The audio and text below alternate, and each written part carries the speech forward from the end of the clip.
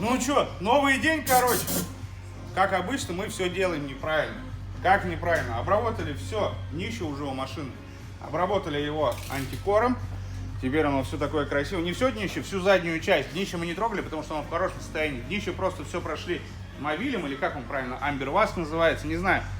В общем, тачка обработана. Тачка обработана грамотно. Обработан каждый ее, если не сантиметр, но дециметр точно, наверное. Поэтому, ребят, кому интересна судьба дальнейшей этой машины, обязательно подписывайтесь, ставьте лайки. Всех ждем на нашем канале. Всем до скорой встречи.